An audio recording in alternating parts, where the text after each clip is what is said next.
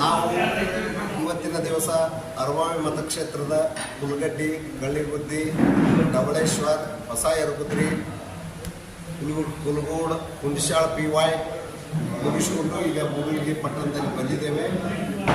ಬೆಳಗಾವಿ ಜಿಲ್ಲಾ ಲೋಕಸಭಾ ಮತಕ್ಷೇತ್ರದ ಚುನಾವಣಾ ಪ್ರಚಾರಾರ್ಥ ನಮ್ಮ ಸಮುದಾಯದ ಎಲ್ಲ ಹಿರಿಯರಿಗೆ ಭೇಟಿಯಾಗಿ ಲೋಕಸಭೆಯ ಚುನಾವಣೆ ಬಗ್ಗೆ ವಿನಂತಿ ಮಾಡಿಕೊಂಡಿದ್ದೇವೆ. ಎಲ್ಲೇ ಹೋದರೂ ಕೂಡ ಒಂದು ಒಳ್ಳೆಯ ವಾತಾವರಣ ಬಂದಿದೆ. ಈಗ ಸುರೇಶ್ ಅಂಗಡಿ ಅವರು ಹೋದ ಮೇಲೆ ಶ್ರೀಮತಿ ಮಂಗಳಾ ಅಂಗಡಿಯವರು ಲೋಕಸಭಾ ಸದಸ್ಯರಾದ ಮೇಲೆ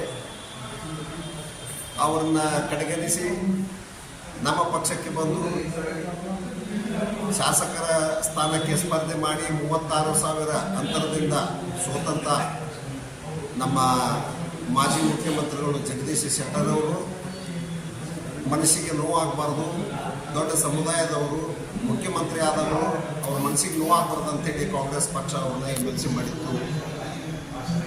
ಆ MLC ಸ್ಥಾನವನ್ನು ಕೂಡ ಅವರು ತೊರೆದು ಮತ್ತೆ ಸ್ವಪಕ್ಷಕ್ಕೆ ಹೋಗಿ ಅವರು ನಿವೃತ್ತಿ ಹೊಂದಿ ಗೌರವದಿಂದ ಇರಬೇಕಾಗಿತ್ತು. ಆದರೆ ಅವರು ಇವತ್ತು ಸುರೇಶ್ ಅಂಗಡಿಯವರ ಸ್ಥಾನವನ್ನು ಕಸಿದುಕೊಂಡು ಬೇರೆ ಮತಕ್ಷೇತ್ರದಿಂದ ಬೆಳಗಾವಿಗೆ ಬಂದು ಸ್ಪರ್ಧೆ ಮಾಡಿದ್ದಾರೆ. ನಮ್ಮ ಅಭ್ಯರ್ಥಿ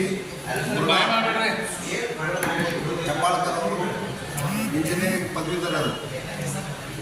ಈಗ ರಾಜ್ಯ ದೇಶವನ್ನು ನಡೆಸಬೇಕಾದ್ರೆ ಯುವಕರಿಗೆ ಹೆಚ್ಚಿನ ಪ್ರಾತಿನಿಧ್ಯವನ್ನು ಕೊಡಬೇಕು, ಮಹಿಳೆಯರಿಗೆ ಪ್ರಾತಿನಿಧ್ಯ ಕೊಡಬೇಕು. ಆ ದಿಶೆಯಲ್ಲಿ ನಮ್ಮ ಪ್ರದೇಶ ಕಾಂಗ್ರೆಸ್ ಸಮಿತಿ ಹಾಗೂ AICC 6 ಅಭ್ಯರ್ಥಿಗಳಿಗೆ ಯುವಕರಿಗೆ ಕೊಟ್ಟಿದ್ದಾರೆ, 6 ಅಭ್ಯರ್ಥಿಗಳನ್ನು ಮಹಿಳೆಯರಿಗೆ ಕೊಟ್ಟಿದ್ದಾರೆ. ಮುಂದಿನ ದಿನಮಾನಗಳಲ್ಲಿ ರಾಯಚೂರು ಕ್ಷೇತ್ರಕ್ಕೆ IAS ಆಫೀಸರ್ಗೆ ಕೊಟ್ಟಿದ್ದಾರೆ. ಈ ರೀತಿ ಎಲ್ಲ ಸಮುದಾಯವನ್ನು ವಿಶ್ವಾಸಕ್ಕೆ ತೆಗೆದುಕೊಂಡು ಫೈನಲ್ ಕಾಂಗ್ರೆಸ್ ಪಕ್ಷ ಮಾಡಿ ಈಗ ಮುನ್ನಾಳ ಹೆಬ್ಬಾಳ್ಕರ್ ಕಬ್ಬು ನಿರ್ಮಾಣ ಸವದತ್ತಿ ತಾಲೂಕಿನೊಳಗೆ ಒಂದು ಸಕ್ಕರೆ ಕಾರ್ಖಾನೆ ನಿರ್ಮಾಣ ಮಾಡಿ ಆ ಭಾಗದ ರೈತರಿಗೆ ಅನುಕೂಲ ಮಾಡಿಕೊಟ್ಟಿದ್ದಾರೆ.